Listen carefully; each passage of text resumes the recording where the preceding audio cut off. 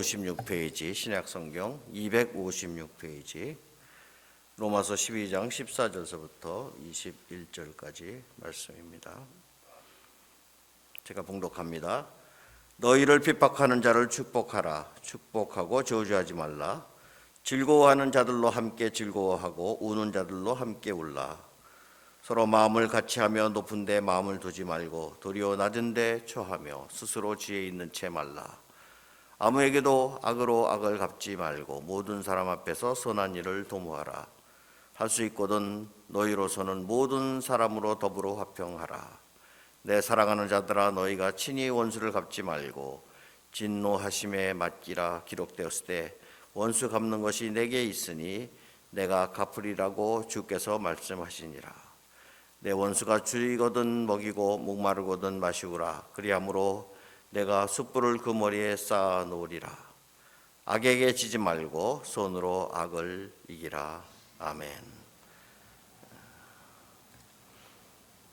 오늘 로마서 12장 마지막 절까지 우리가 또 구체적인 구원을 받은 사람으로서 하나님의 거룩한 뜻을 깨달았다면 이렇게 살아야 된다. 세 번째로 우리는 서로 필요한 사람이다. We need each other. 옛날 어느 마을에 장애자 두 사람이 살고 있었어요. 한 사람은 앞을 보지 못하고 한 사람은 걷지를 못하는 사람이었습니다. 그래서 그들이 일을 하지 못하기에 할 수 없이 사람들에게 구걸을 하면서 생계를 이어갈 수밖에 없었죠. 두 사람은 한 움막에 거하면서 서로 협력하며 살았어요. 그러니까 한 사람은 앞을 보지 못하고 한 사람은 걷지를 못하니까 앞을 보지 못하는 사람이 걷지 못하는 사람을 업고 구걸을 다니는 거예요. 그러니까 동네 사람이 보니까 둘이서 화목하게 어려운 가운데서도 협력하는 모습이 너무 보기 좋았던지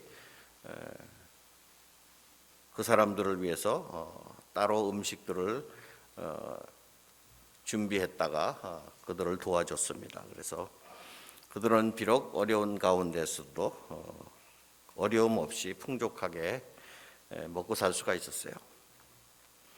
그러던 어느 날 그 마을에 흉년이 들었습니다. 동네 사람들의 살림살이가 넉넉지 못하게 됐어요. 그러니까 이 두 사람에게 주는 그러한 적선의 양도 점점 줄어들게 된 거죠. 그러자 걷지 못하는 사람이 잔머리를 굴리기 시작합니다. 보지 못하는 사람의 밥그릇에 있는 음식을 자기 쪽으로 자꾸 빼서 돌리는 거예요.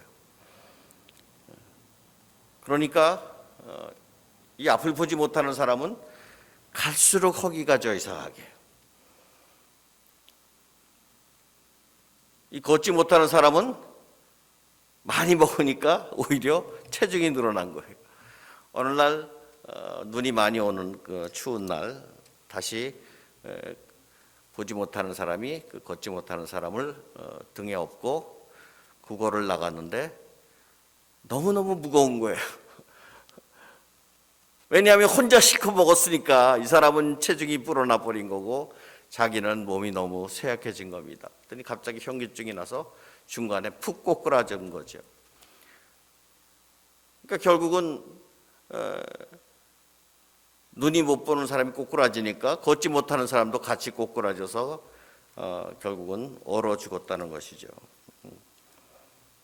욕심이 서로서로의 협력관계가 이루어져야 됨에도 불구하고 서로를 파멸시켜 버린 예화라고 생각을 한다는 것입니다. 우리의 마음 속에 욕심이 문제인 거예요. 욕심이. 너의 소중함을 무시했던 나의 결과다. 그렇죠? 너의 소중함을 우리가 무시할 때가 많이 있어요. 그것을 간과했을 때 오는 그러한 공멸의 모습이다라는 것입니다. 일찍이 고대 어떤 철학자는 이렇게 말했어요. 인간은 사회적인 동물이다. 다른 말로 치면 더불어 살아야지 살지 당신이 있기 때문에 내가 있는 것이다 라는 것이죠. 근데 너 없어도 나는 살 수 있다라고 생각한다면 공멸의 모습으로 갈 수밖에 없다는 것이죠. 그래서 너 없는 나가 있을 수가 없고 나 없는 너 또한 있을 수 없다라는 것입니다. 그래서 이것이 바울 사도가 오늘 본문을 통해서 우리에게 가르쳐 주고 있는 교훈입니다. 그래서 어떻게 하면 우리가 더불어서 화목하고 아름다운 삶을 살아갈 수 있을 것인가 말이죠. 그래서 오늘 사도 바울은 12장 끝부분에 세 가지의 이그샘플을 들어가지고 우리가 서로가 필요한 존재다. 이러한 경우에도 우리는 서로 필요한 존재다라는 구체적인 교훈을 우리에게 주고 있다는 것입니다. 첫 번째는 우리가 핍박을 당했을 때, 억울한 일을 당했을 때에 어떻게 행해야 되는가. 14절 말씀에 너희를 핍박하는 자를 축복하고 저주하지 말라 그랬어요. 우리가 살아가다 보면 말이죠, 우리에게 우호적인 사람만 있는 것이 아니에요. 때로는 우리에게 이상하게 잘못한 것 없는데 나를 싫어하고 나를 대적하고 그런 사람들이 있을 수가 있는 것이죠. 이런저런 모양으로 우리를 핍박하는 사람들이 생겨납니다. 그럴 경우에는 예수를 믿는 우리는 어떠한 자세를 가져야 되는가 하는 것이죠.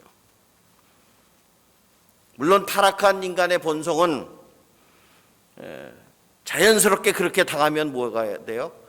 복수하고 싶고 저주하고 싶은 마음이 생기는 거예요. 우리나라 민요 가운데 세계적으로 알려진 게 아리랑 아닙니까? 아리랑. 근데 많은 그 미국 사람들이 아리랑이 무슨 뜻입니까? 그러면 이상하게 한국 사람들이 모른다 그래요. 여러분 아리랑이 무슨 뜻인지 알고 있습니까? 사전에도 보니까 설이 여러 가지. 근데 제가 아는 아리랑의 뜻은요, 아리라는 것은 아리다, 아프다라는 뜻이에요. 아프다. 랑이라는 것은 사랑의 대상 아닙니까? 신랑할 때 랑자. 그러니까 나를 아프게 하는 대상에게 나의 그 속마음을 비치지 않고 탄식하는 그러한 탄식조가 아닌가 저는 그렇게 생각을 해요. 그래서 아리랑 아라리 아프다는 거죠. 근데 거기까지는 가는데 뭐냐면 나를 버리고 가시는 님은 십리도 못 가서 뭡니까? 발병 난다. 나를 떠나려면 떠나는데 갈 테면 가는데 너 십리도 못 가서 내 발이 삐끗하든지 부러지든지 큰 일을 당할 것이다. 어떻게 보면 뭡니까? 한탄이 될 수도 있지만 일종의 뭡니까? 저주의 노래예요. 나를 떠나면 너 행복하지 못할 거야. 이것이 어떻게 받아들였는지는 모르겠지만 이것을 아름답게 미화한 것이 아닌가 하는 생각도 듭니다. 멜로디가 아마 더 훌륭해서 그런지 심지어는 이 아리랑을 가지고 찬송가를 만든 거 여러분 아십니까? 미국 사람이 비트 폴먼이라는 사람이 1990년도에 미국 그 통일 찬송가 229장에 아리랑에다가 찬송가를 붙인 곡이 있다는 것입니다. 혹시 미국 교회 가서 또 아리랑을 부를 수도 있을지 모르겠어요. 어떤 장로님이 군대 생활을 하시는데 이런 얘기를 합니다. 추운 겨울날 불도 없는데 선임이 라면을 끓여오라는 거예요. 그래서 지금 불도 없는데 어떻게 라면을 끓입니까? 그랬더니 라이터 불로 라면을 끓여오라는 거예요. 이 장로님 하도 화가 나서 라이터 불로 라면을 끓이면서 그 라면에다 칩을 얼마나 뱉었는지 모른다고 그럽니다. 우리 젊은 날의 초상일 수도 있죠. 우리도 그런 경우에 다 그렇게 반응했을 때도 있었을지 모릅니다. 그런데 사도 바울은 오늘 본문 속에서 우리에게 무엇이라고 말씀하냐? 너를 핍박하는 사람이 있을지라도, 내 앞길을 막는 사람이 있을지라도, 이유 없이 너를 해코지 하는 사람이 있을지라도 저주하지 말고 축복하라 이렇게 말했어요. 이것이 구원받은 성도의 마땅한 삶의 자세이기 때문이다.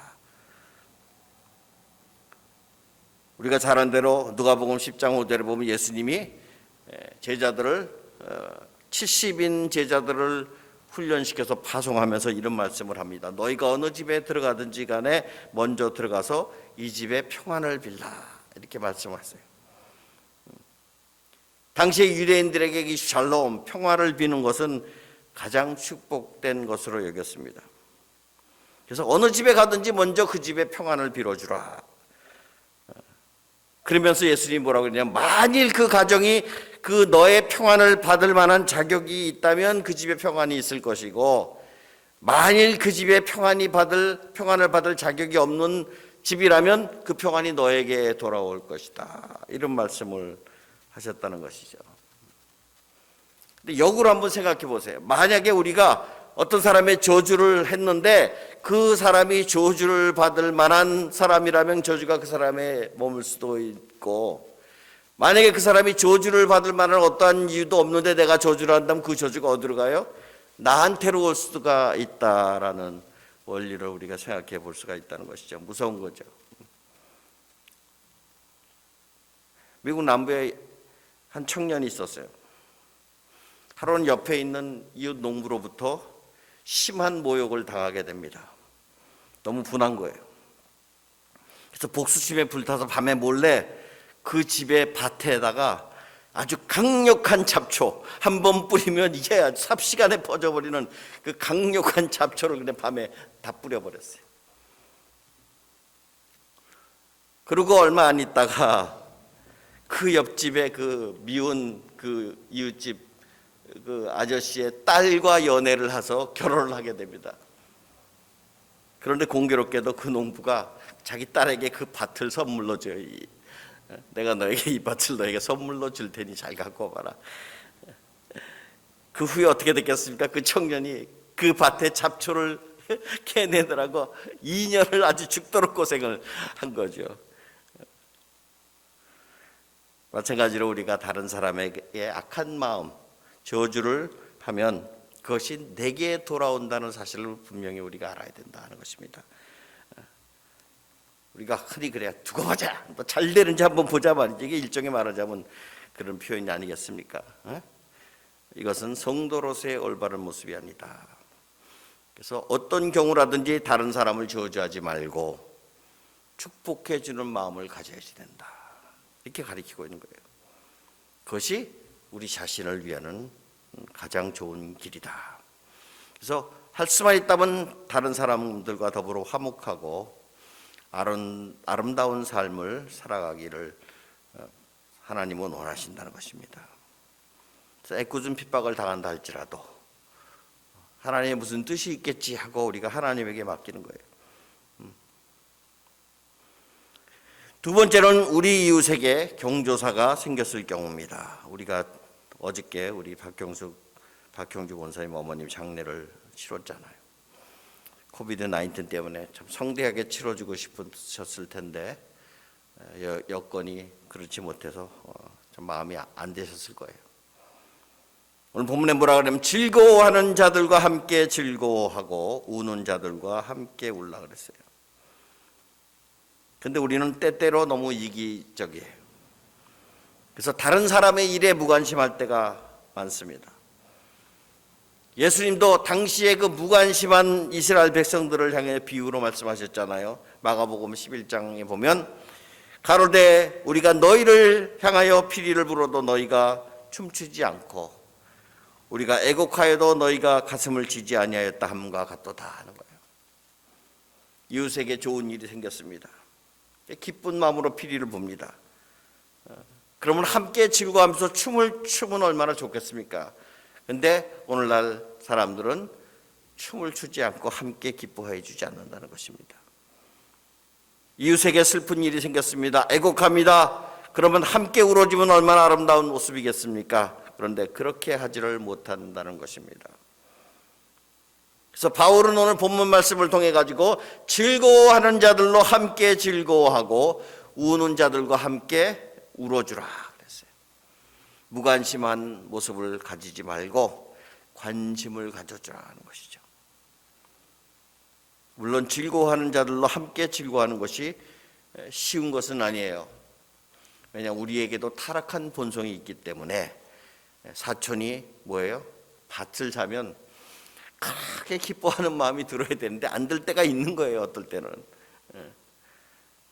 시기, 질투, 이것이 우리의 마음속에 아직도 자리 잡고 있을 때가 많다는 것입니다.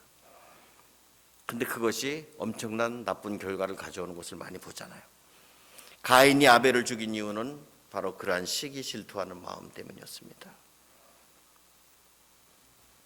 요셉의 형들이 요셉을 팔아먹은 이유도 바로 시기, 질투 때문 아니었겠습니까?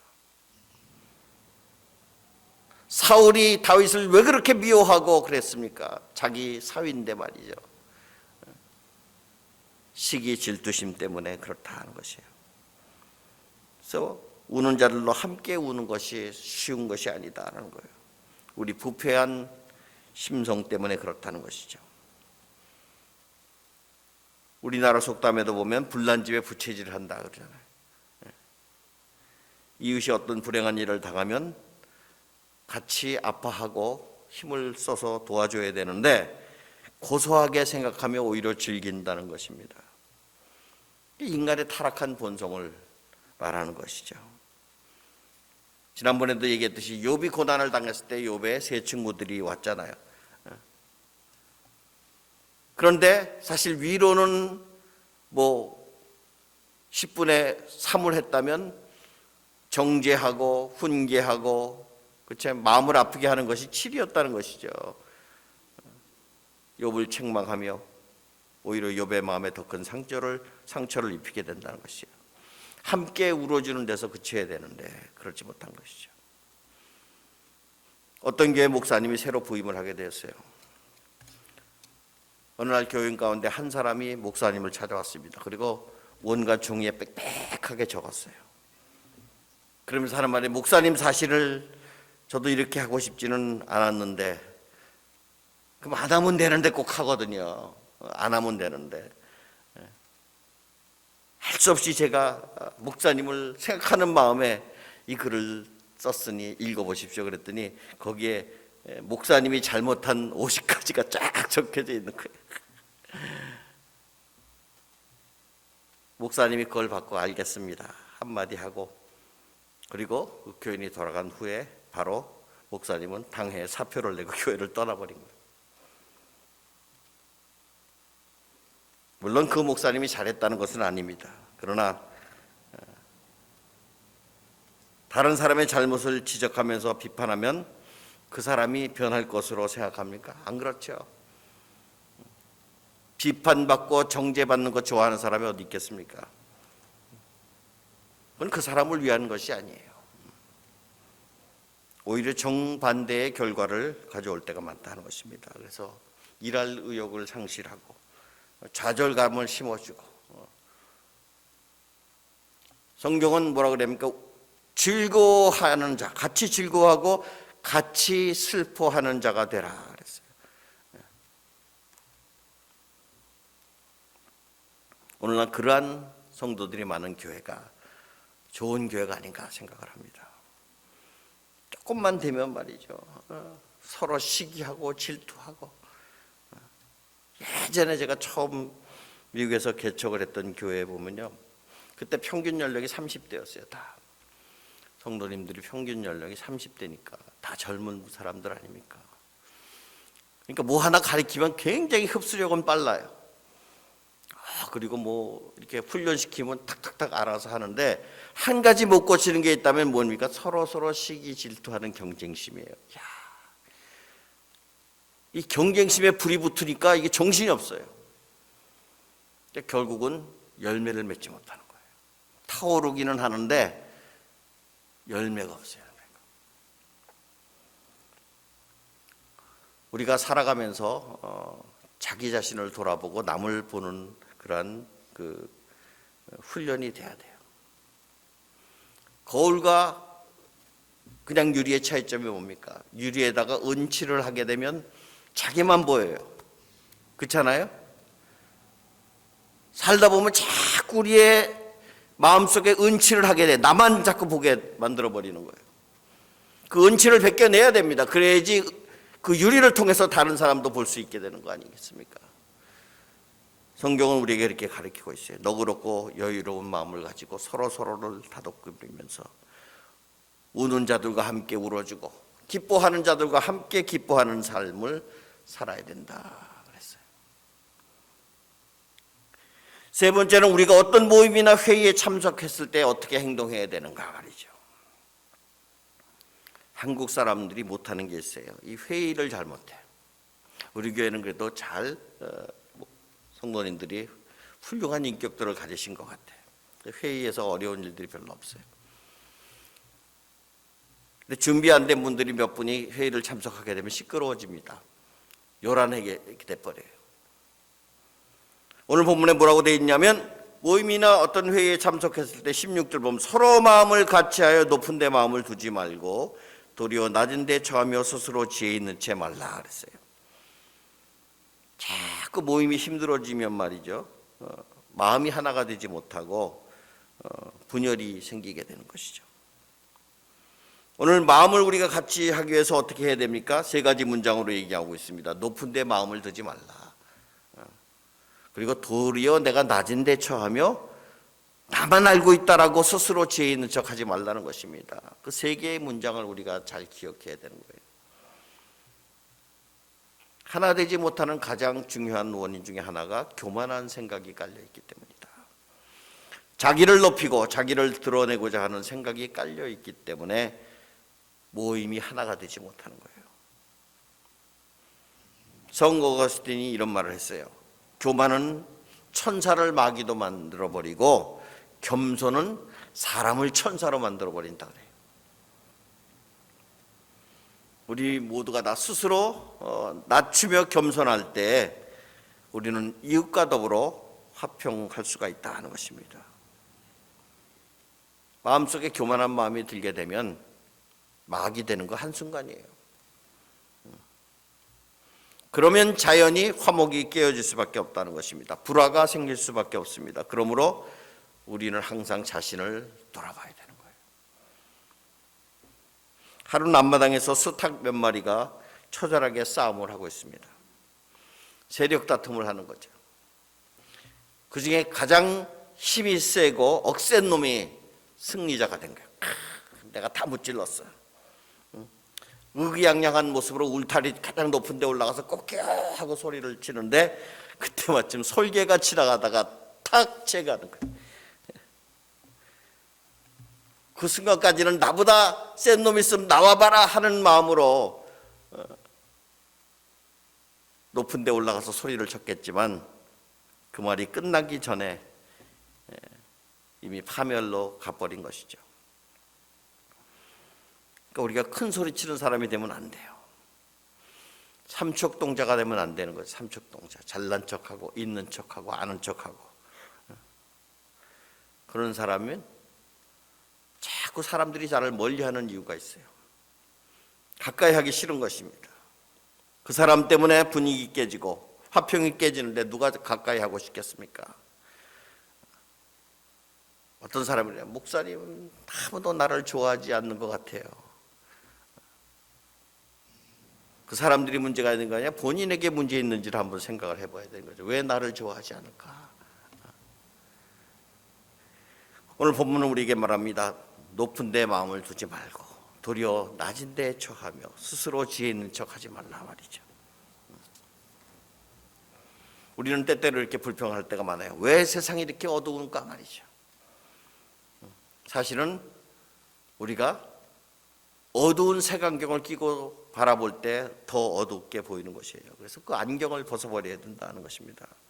그럴 때 하나님이 그래도 살아계시고 역사하시는 것이 우리가 보게 되는 거예요. 어두운 세상이지만 그래도 소망이 있구나 하는 것을 우리가 발견하게 됩니다. 그래서 오늘 본문 말씀은 우리에게 세 가지 경우에 대해서 말씀하고 있어요. 저주하지 말고 축복의 자리로 나아가라. 그리고 함께 울어주고 함께 기뻐해주고 어느 모임이나 어느 단체에 가든지 간에 스스로 높은 채 하지 말고 낮은 자세로 혼자 지혜 있는 모습을 나타내지 말라는 것이죠.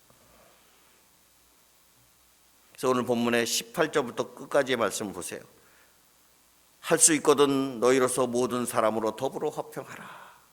내 사랑하는 자들아, 너희가 친히 원수를 갚지 말고 진노하심에 맡기라. 하나님에게 맡기라는 거예요. 하나님이 분명히 심판하실 테니까 심판하는 것은 우리에게 권세가 없다는 겁니다. 원수 갚은 것이 내게 있으니 내가 갚으리라. 내 원수가 줄이거든 먹이고 목마르거든 마시우라. 그리함으로 내가 숯불을 그 머리에 쌓아 놓으리라. 원수에게 사랑을 베푸면 얼마나 당하는 사람이 부끄럽겠습니까? 악에게 지지 말고 손으로 악을 이기라. 우리는 승리자가 되라는 것입니다. 여러분, 승자와 패자를 어떻게 구분하는 줄 아십니까? 승자는 긍휼을 가질 때 승자야. 진정한 승자는 긍휼을 베풀 수 있을 때. 상대가 원수라고 생각하는 한 아무리 이겨도 이긴 것이 아니다라는 것이에요. 상대에게 긍휼의 마음이 들 때 진정한 승자가 된다는 것입니다. 예수님이 십자가에서 돌아가실 때 그 제자들 자기만 살겠다고 다 예수님 버려두고 도망갔잖아요. 그 도망간 제자들을 향해서 예수님이 뭐라 그랬습니까? 에이 못된 놈들. 그들을 향해서 저주하고 침뱉고 그랬으면 어떻게 됐겠습니까? 예수님께서 그럼에도 불구하고 그 제자들을 용서하셨잖아요. 자기를 찌른 자들도 용서하셨고 자기를 향해 저주하는 자들도 용서하셨고 예수님께서 아이고 내 팔자야, 내가 어떻게 저런 놈들 제자로 뽑았지 그랬다면 역사는 달라지지 않았겠습니까? 완전히 희망이 없는 세상이 되어버렸을 거예요. 그러나 예수님이 용서하셨잖아요. 진정한 승자는 긍휼을 베풀 줄 알아야 된다는 것입니다. 어느 분이 권사가 됐음에도 불구하고 남편이 예수를 안 믿어요. 얼마나 남편이 괴롭혔으면 말이죠. 남편은 술꾼에다 노름꾼에다가 틈만 나면 와서 돈 내놓으라고 폭력을 휘두르고 어느 날 목사님이 그 권사님에게 남편을 위해서 전도를 해보셨습니까? 그 권사님 하는 말, 그 인간 말종 할 때 예수 믿으라는 말이 무슨 소용이 있겠습니까? 아이고 내 팔자야, 아마 죽어서도 지옥 갈 텐데 안 믿을 거니까 말도 안 꺼냈습니다. 이렇게 말씀해요. 그 목사님이 이렇게 말합니다. 남편이 불쌍해 보이고 사랑스럽게 보이고 미운 마음이 없어질 그 순간에 남편은 당신의 전도를 받을 것입니다. 말로만 전도해봐야 소용없죠. 마음속에 칼을 품고 예수를 믿으세요 그러면 누가 믿겠습니까?